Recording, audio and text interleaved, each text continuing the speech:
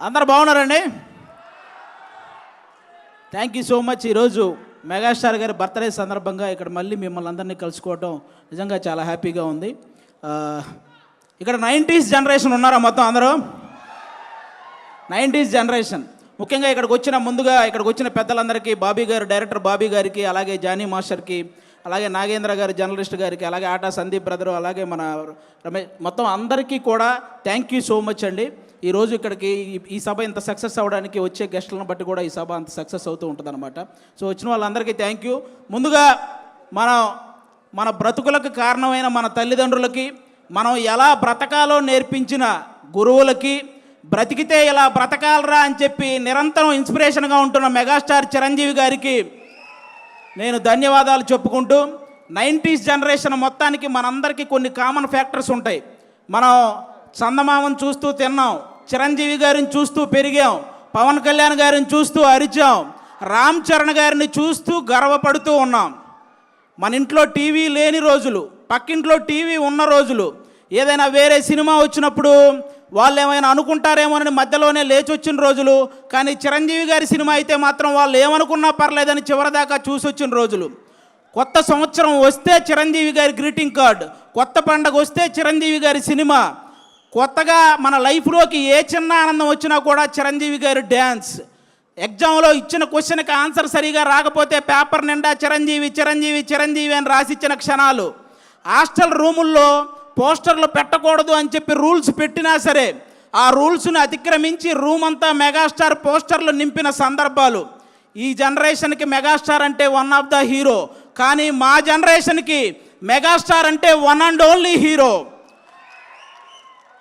అంటే ఈరోజు పవన్ కళ్యాణ్ గారికి, రామ్ చరణ్ గారికి, అల్లు అర్జున్ గారికి, వరుణ్ తేజ్ గారికి, సాయి ధర్మ తేజ్ గారికి, వైష్ణవ్ తేజ్ గారికి, వీళ్ళందరికీ ఒక సపరేట్ ఫ్యాన్ బేస్ ఉంది. కానీ వాళ్ళందరికీ తెగిన మొట్టమొదటి టికెట్ మాత్రం మెగాస్టార్ అభిమానిదే. ఇది అందరూ గుర్తుపెట్టుకోవాల్సిన విషయం. వాళ్ళకే కాదు, సినిమా తీయడానికి వచ్చేవాడికి, సినిమా రాయడానికి వచ్చేవాడికి, సినిమా చేయడానికి వచ్చేవాడికి, అసలు సినిమా అంటే పడి చచ్చే ప్రతి ఒక్కడికి ఆయన ఇన్స్పిరేషన్. అలాంటి మెగాస్టార్ అభిమానులందరిని ఉద్దేశించి చెప్పిన గొప్ప మాట ఏంటో తెలుసా? నా అభిమాని అయినప్పుడు వచ్చే సంతోషం కంటే నా అభిమాని తను ఎంచుకున్న రంగంలో సక్సెస్ అయినప్పుడు వచ్చే సంతోషమే నాకు ఎక్కువ అని చెప్పిన గొప్ప మనసున్న వ్యక్తి మెగాస్టార్ చిరంజీవి గారు. క్రికెట్లో సచిన్ టెండూల్కర్కి చాలా రికార్డులు ఉంటాయి. తక్కువ వయసులో వచ్చాడని, ఎక్కువ సెంచరీలు చేశాడని, అలాగే గెలుపు కోసం తన ఒంటి మీద గాయాలను సైతం లెక్క చేయడని, ఎంత ప్రెజర్ ఉన్నా సరే కూల్గా ఉంటాడని, ఇలాంటి రికార్డులు చాలా ఉన్నాయి. కానీ తక్కువ వయసులో వచ్చాడు అన్న రికార్డుని వైభవ్ సూర్యవంశీ వచ్చి బీట్ చేశాడు. ఎక్కువ సెంచరీలు చేశాడు అన్న రికార్డును విరాట్ కోహ్లీ వచ్చి బీట్ చేశాడు.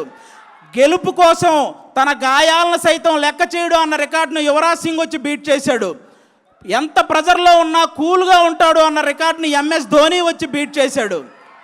అలాగే సినిమాల్లో చిరంజీవి గారికి కూడా కొన్ని రికార్డులు ఉన్నాయి. అదిరిపోయే డ్యాన్స్, అద్భుతమైన యాక్టింగ్, చెక్కు చెదరని ఫ్యాన్స్, కొన్ని కోట్ల మందికి ఇన్స్పిరేషన్, కొన్ని వేల మందికి సహాయం, జంజీ బ్యాచ్ కూడా జై చిరంజీవి అనే వ్యక్తిత్వం, ఇలాంటి రికార్డులు చాలా ఉన్నాయి. కానీ ఈ రికార్డులను మాత్రం ఇంతవరకు ఎవరు టచ్ కూడా చేయలేదు. అది అలాంటి రికార్డులు సృష్టించాడు మెగాస్టార్ చిరంజీవి గారు. చాలామంది అనుసరించారే తప్ప ఆ రికార్డులను ఎవ్వరూ బీట్ చేయలేదు. స్వయం కృషి, విజేత, ఆపద్బాంధవుడు, అలాగే మగమహారాజు, ఇవన్నీ సినిమా టైటిళ్ళు మాత్రమే కాదు. చిరంజీవి గారి జీవితం స్వయం కృషితో పైకొచ్చాడు, విజేతగా నిలిచాడు, ఆపద్బాంధవుల్లా అందరినీ ఆదుకున్నాడు, మగమహారాజులా బ్రతుకుతున్నాడు. అది మెగాస్టార్. మన అన్ని లాంగ్వేజ్ల్లో, తెలుగు, తమిళ్, మలయాళం, హిందీ, కన్నడ, అన్ని లాంగ్వేజ్ల్లో మా హీరో ఇన్ని కోట్లు కొట్టాడంటే, మా హీరో ఇన్ని కోట్లు కొట్టాడనే గొడవలు అప్పటికి ఇప్పటికీ ఎప్పటికీ ఉంటాయి. కానీ మా హీరో ఇన్ని కోట్లు కొట్టాడని గొడవలు మాట్లాడుకునే స్థాయి నుంచి మా హీరో ఇన్ని కోట్లు పంచిపెట్టాడని విలువలు మాట్లాడుకునే స్థాయిని తీసుకొచ్చింది మొట్టమొదట మెగాస్టార్ చిరంజీవి గారు. చెన్నైలో ఆయన అవకాశాల కోసం తిరుగుతున్న రోజుల్లో ఆయన్ని అద్దంలో మొహం చూసుకోమన్నారు. ఈరోజు అద్దంలో మొహం చూసుకుంటున్న ప్రతి ఒక్కడూ నేను చిరంజీవి గారిలా స్టైల్గా ఉన్నానా, చిరంజీవి గారిలా అందంగా ఉన్నానా అనుకునే స్థాయికి ఆయన ఎదిగాడు. That is megastar. మెగాస్టార్ గారి గురించి నేను చెప్పడం కాదు, గొప్ప గొప్ప వ్యక్తులు ఎంతోమంది ఆయన గురించి చెప్పారు. అన్ని లాంగ్వేజుల్లో 40,000కు పైగా సాంగ్స్ పాడిన నంబర్ 1 పొజిషన్లో ఉన్న ఎస్పి బాలసుబ్రహ్మణ్యం గారు ఆయన గురించి చెప్పిన మాట ఏంటో తెలుసా? నేను పాడిన పాటకి అద్భుతమైన గ్రేస్ని యాడ్ చేసే ఏకైక స్టార్ మెగాస్టార్ అని. ఈరోజు పాటల రచయితలందరికీ గురువుగా ఉన్నటువంటి వేటూరి సుందరరామూర్తి గారు చెప్పిన మాట ఏంటో తెలుసా? నేను రాసిన పాటకి న్యాయం చేసే ఏకైక స్టార్ మెగాస్టార్ అని. రజనీకాంత్ గారికి, కమల్ హాసన్ గారికి ఒక గుర్తింపునిచ్చి గుర్తుండిపోయే సినిమాలను ఇచ్చిన కె బాలచంద్ర గారు చెప్పిన మాట ఏంటో తెలుసా? Rajinikanth plus Kamal Haasan is equal to megastar. ఇది మీరందరూ గుర్తుపెట్టుకోవాలి. అంతేకాదు సినిమా ప్రపంచానికే పెద్ద అయినటువంటి అమితాబ్ బచ్చన్ గారు చెప్పిన మాట ఏంటో తెలుసా? King of Indian cinema is megastar. ఈరోజు ప్రపంచవ్యాప్తంగా అందరూ ఎదురు చూస్తున్నారు వారణాసి గురించి. అది చేస్తున్న సూపర్ స్టార్ మహేష్ బాబు గారిని మీకు తెలుగులో కృష్ణ గారు కాకుండా నచ్చిన హీరో ఎవరైనా అడిగితే ఆయన చెప్పిన మాట ఏంటో తెలుసా? మెగాస్టార్. ఆల్రెడీ ప్రపంచవ్యాప్తంగా విస్తరించిన బాహుబలితో మన రెబల్ స్టార్ ప్రభాస్ గారు మీకు కృష్ణరాజు గారు కాకుండా తెలుగులో మీకు నచ్చిన హీరో ఎవరైనా అడిగితే ఆయన చెప్పిన మాట మెగాస్టార్. అంతెందుకు, పవన్ కళ్యాణ్ గారు కొండగట్టు ఆంజనేయ స్వామి పాదాలు తాకి వెళ్ళి గెలిచి డిప్యూటీ సీఎం అయి తిరిగి వచ్చి ఇంకొకరి పాదాలు తాకారు, ఆయనే మెగాస్టార్. ఇలా తోపులందరూ కలిసి డిసైడ్ చేసిన తోపే మెగాస్టార్. కాబట్టి ఆయన స్థాయిని ఎవ్వరూ తగ్గించలేరు, ఎవరి వల్ల కాదు. ఇక హెల్పింగ్ నేచర్ విషయానికి వస్తే, కరోనా టైంలో కరోనా క్రైసిస్ చారిటీ అనే ఒక కార్యక్రమాన్ని ముందుకు తీసుకొచ్చి సినిమా కార్మికులందరికీ నిత్యావసర వస్తువులు అందేలా చేయడంలో కానీ, అపోలో నుంచి కరోనా మెడిసిన్ అందేలా చేయడంలో కానీ, ఫ్రీ వ్యాక్సిన్ అందేలా చేయడంలో కానీ, ఈ హెల్పింగ్ నేచర్ ఇప్పటిది కాదు.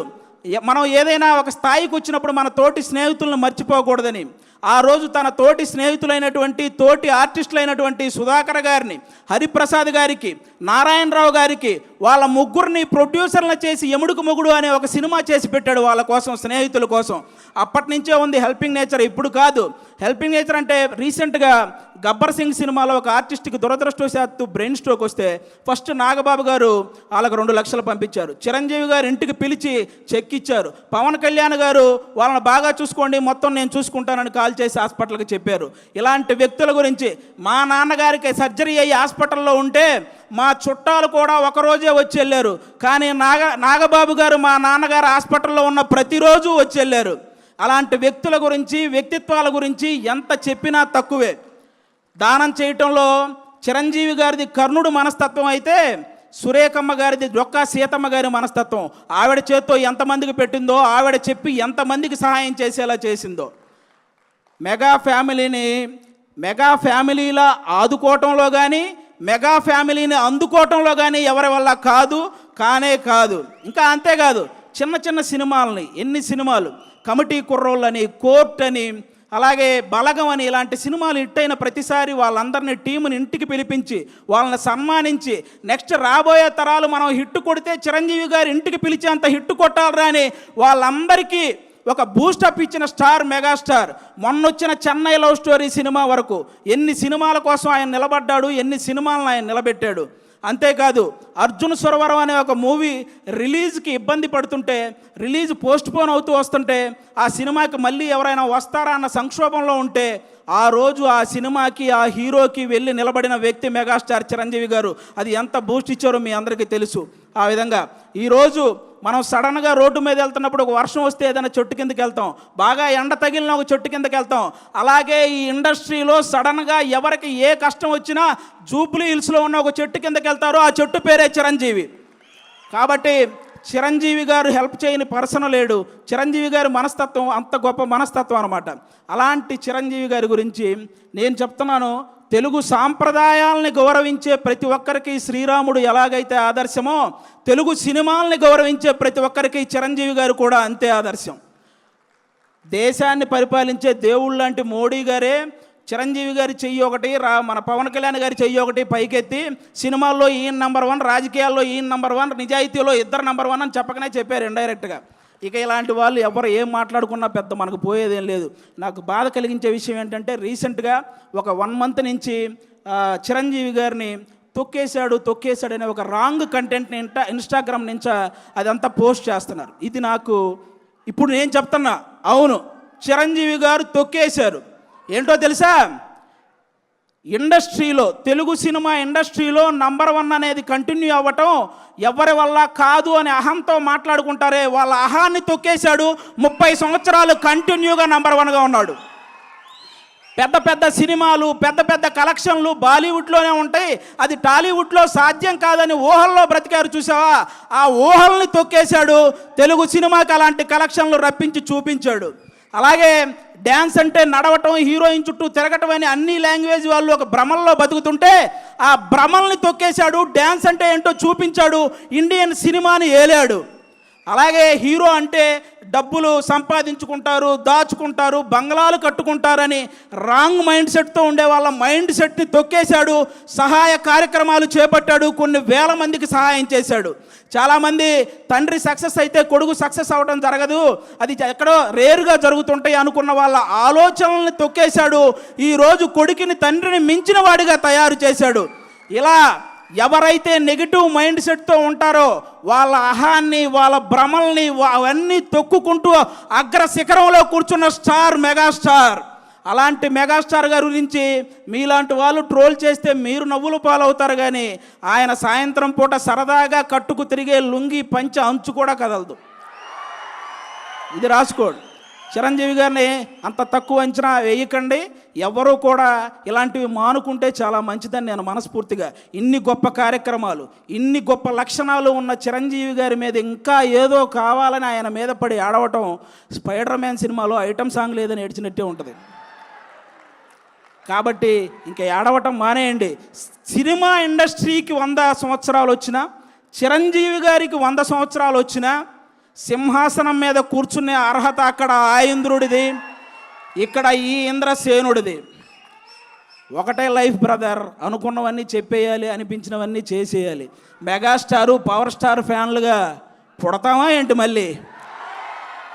థ్యాంక్ యూ సో మచ్, అందరికీ thank you. Oh my god, thank you Adi గారు, thank you so much. So నాకు తెలిసి వీరశంకర్